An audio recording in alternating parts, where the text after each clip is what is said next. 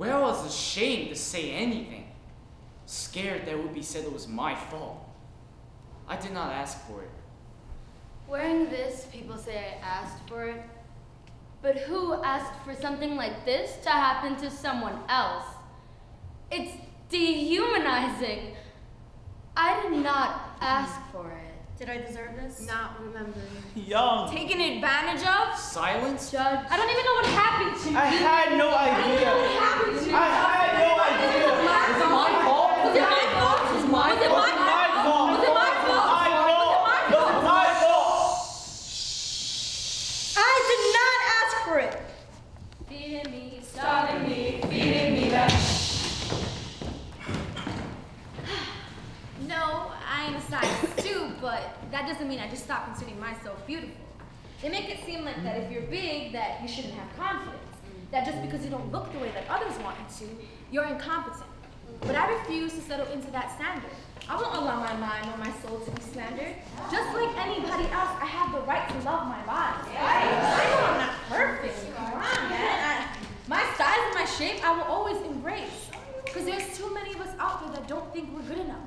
Constantly hating ourselves and beating our souls so there's nothing left of us. And I get so sick and tired of that shit, man. It really gets to me. To see girls resent themselves because of this bullshit society and its scrutiny. Now, what gives them the right to tell us what we should look like? As if our fate and future is for them to decide? They don't live our lives and see our insecurities. They don't see how things can eat me alive and take complete control of me. You see, the thing is, they'll never be content. There's always some new thing we need to learn to fit in. And I get it, man. Feeling like you're the odd one out. Your mind gets so consumed on how they say it should be, you start filling up with doubts. You have thoughts in your mind you feel you can never tell. Like no one's ever gonna love you, but how could they love you when you don't even love yourself? And that's how I pull through. You can't always care about how other people are gonna view you. There's always gonna be someone out there that doesn't like you just because you're doing you. So love yourself and never stop, because you're perfect from the bottom to the top. Woo!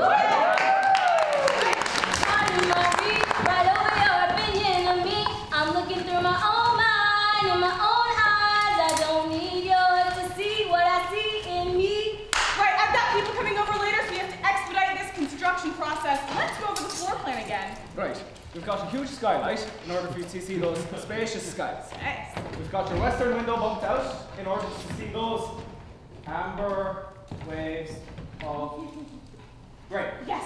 Okay, and I just want to confirm that your accent wall is painted purple mountains majesty. Right? Yes, that all sounds wonderful. And the price? Oh my god. Any way we could lower that? Could we find some cheaper labor? I usually use my union guys, but I'll see what I can do. Great. Hi, Paddy, come on. Ah, Jesus, I can murder a Guinness. Welcome to my home, land of the free, home of the brave. It's beautiful, you've grown so much. Hey, man, you gotta check this guy out. He is great. Big business. He's racking in billions. Cheap labor, man. Cheap labor. And he's pretty generous if you stay on his good side. Okay. Hi. Hi, I'm China.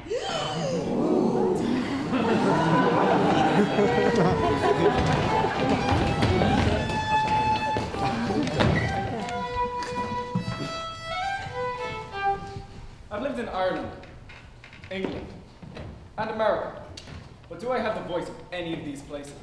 I don't mean the way I sound when I speak, but I mean my ability to talk for that place. I'm not Irish enough to be Irish. I'm not English enough to be English, and I'm not American enough to be American. I'm a mix of all three of these, and that allows me to see the good and the bad in all of them. Sure, being Irish. You get a nice accent, boy. The Irish economy is in the toilet. Ah, you bastard! Sure, in England there's Free healthcare. but if you think taxes are bad here, you haven't seen England's ones. Oi!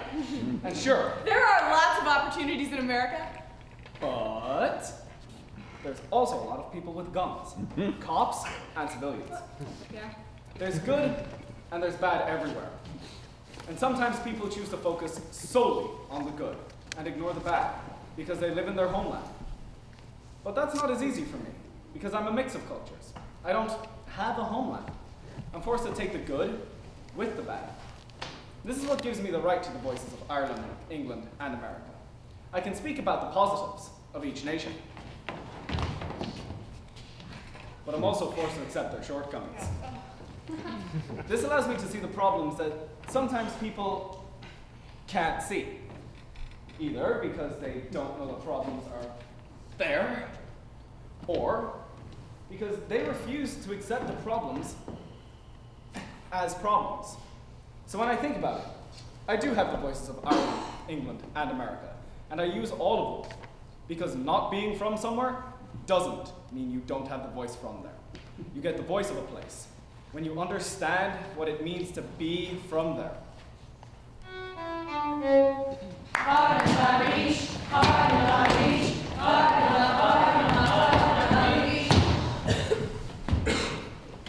We at American Girl are proud to introduce 3 all-new, all-American girls for you to take home.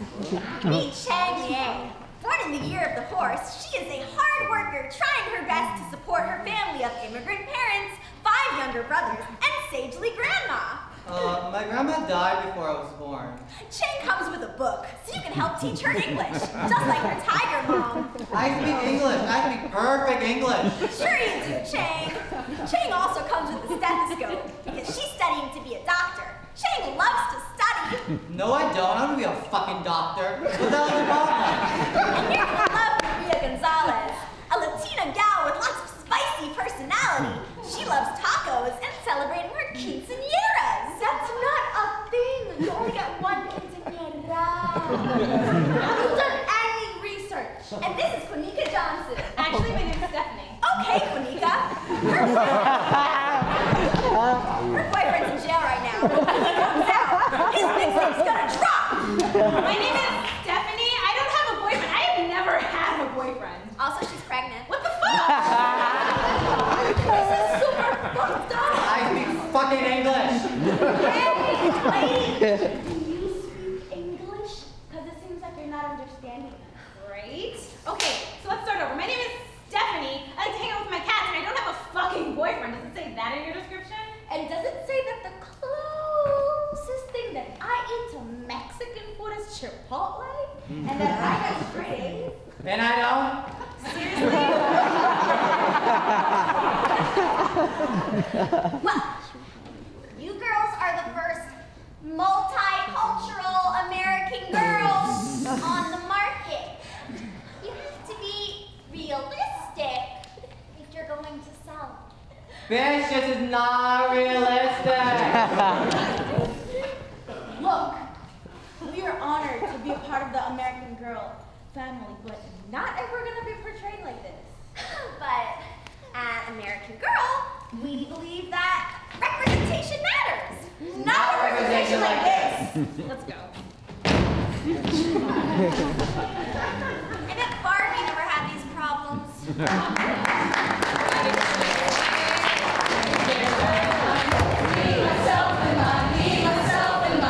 My California babe.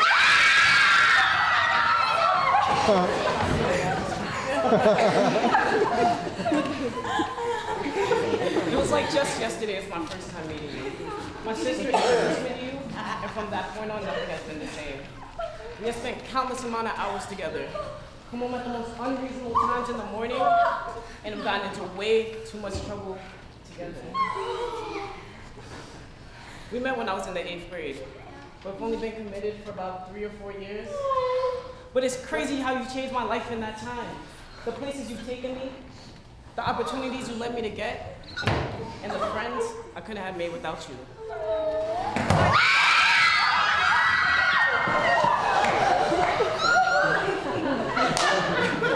My mother used to say you weren't any good for me. It's probably because of the bumps, bruises, and scratches you left on my skin, but none of that mattered. That same year, that same summer, got flown to Miami to make the commercial come out in June. And I owe majority of that to you. Doors wide open.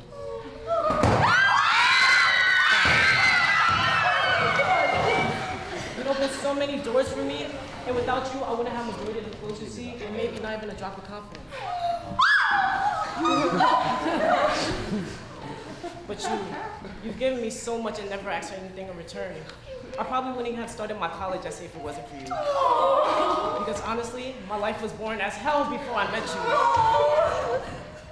But now I know what I want to do with my life. You've given me a voice, and I finally have something to say. And I owe it all to you, my California babe. My skateboard.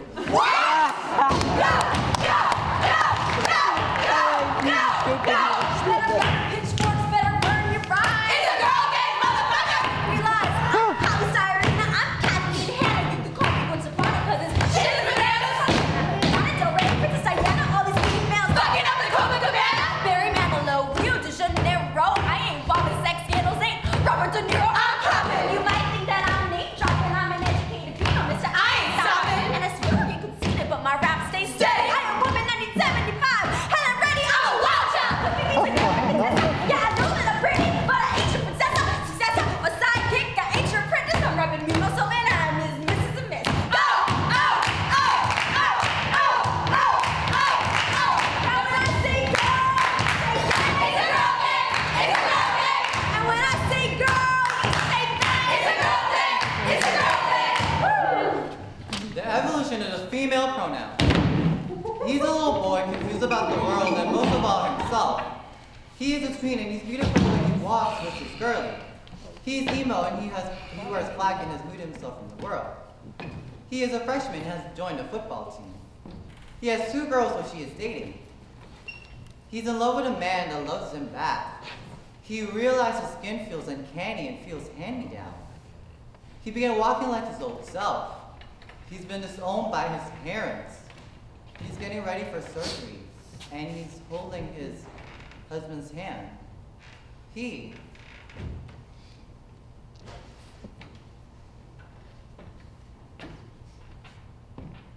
is a woman.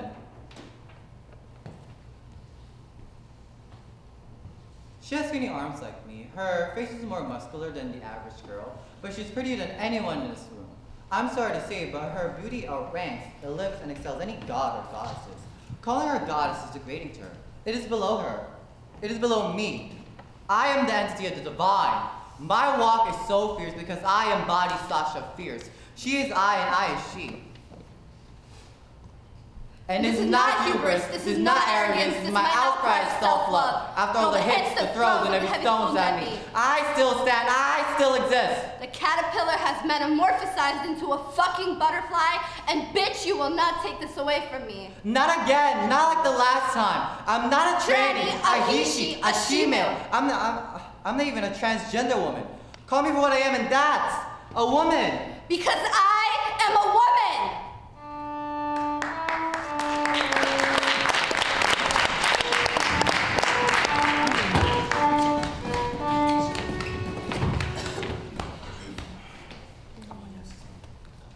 You know, on a Tuesday, she watched the Bad Girls Club.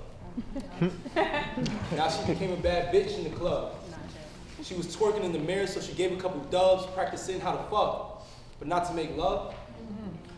Then she gotta come home and wash her sins in the tub. Oh, you can see the hell water ain't holy. Cause society makes a woman believe that her own capability is to make a man horny.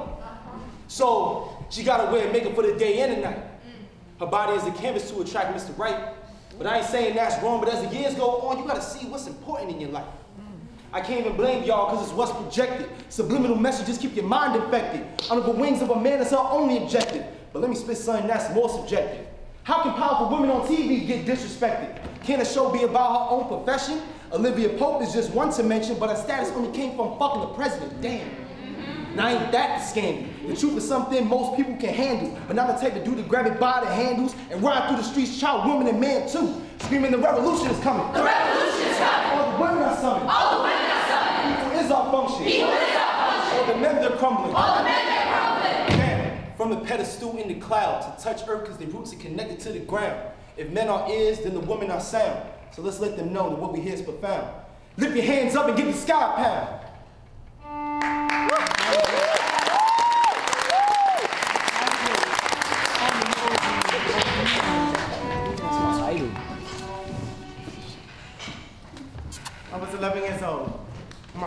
relaxer in my hair. She told me to come in the kitchen and sat me down in a chair. 30 minutes later, there it was. It was straight. My curls were gone. The thickness of it felt invisible. I asked Mommy, What is this? Perfection. Glory. Beauty. and she told me what I had wasn't. It broke me down over the years. I was tired of the questions growing up. Is that your real hair? Black people don't have straight hair. Black people don't have good hair. The relaxer took a toll on my hair. Over time, my hair started to thin, break off, and it lost its length. Black people don't have long hair! Bullied and teased, acknowledging people who are so naive. Enough was enough. I contemplated going back to that girl at the age of 11, to my natural look, whether it was accepted in society or not. I wanted to teach girls that you have to love yourself and be comfortable for you, and not for anything else. I stopped the poison from growing into my hair. I did the big chop and cut the relaxed hair completely off. Locked myself in a room and cried the pain away. For me and for the people who felt like they had to look like something besides themselves. After keeping myself hostage in that room for days, I finally decided to start a new journey. I threw on some earrings and some lipstick. A new journey where I found my inner and outer beauty and everyone around me saw it. That girl that didn't look like me went through hell, pain. But I finally told myself, this is beauty. This is perfection. This is glory. And I will no longer let my people and my presence to be oppressed by society ever again.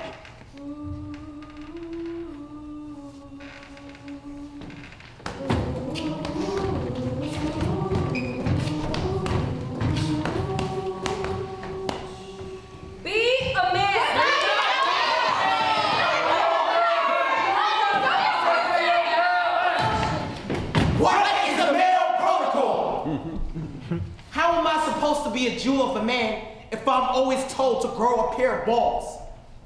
But like the scrotum, our mind falls as we get older.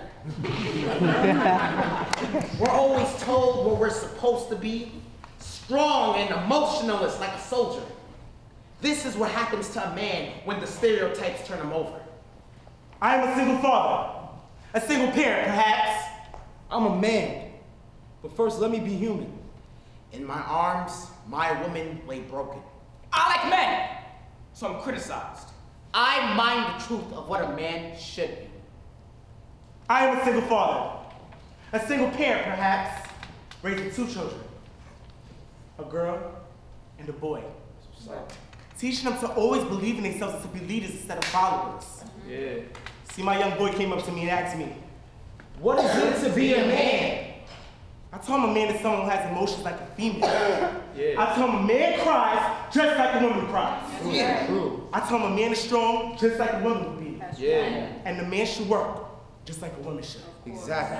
I told my young boy, bringing home the bacon doesn't necessarily mean you're a man. And just because you express yourself doesn't mean you're weak. It doesn't make you less than a man. See, it's this thing that this world has. This whole society where everybody's included. I mean, everybody.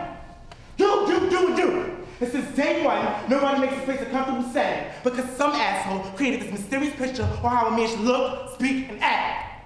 Oh, you want me to call you a bitch? Is that what you want from me? Huh, bitch? You know what? My fault for saying that. Because every time I even think about even mouthing those words, I see my mother's eyes. So, how can I use the same words that was used to dehumanize her and make me a bastard child? The same word used when I had to look at my older brother handing me down a faithful fist. Because I wasn't Neanderthal, enough of a man. Be the man in the house, little nigga. And never take no disrespect from nobody. And no tears may ever be wept, no matter how many times I dreamed for a better future. Or whatever happened to even having dreams of being or doing something non-conventional from the male status quo. Or actually saying that you're beautiful. Yeah, that's the other B word. Or saying that you make my nerve signals all giggly. I'm a man, But first, let me be human. Growing up, I was always well off. My father was a cop, and my mother, she had the most tenderest heart. It could warm the most coldest and malice thoughts. My papa was a man that always got respect, with his light touch and his striking figure, and he always had a proud head on his neck. I was taught to carry his exact sign and inflict his magnificent shine and be the man at all times. Yeah. And my mother, she can handle the biggest problem of any size. Nothing was ever too long for her, except for a fake smile. That always managed to get a little longer every time she got her skin beat by my father. I wonder if she ever felt the lengths of time stretch farther. Farther! Or maybe because you wasn't in sight because your conscience would wander. Heavy hands, thick belts, and I will never forget her soundless cries.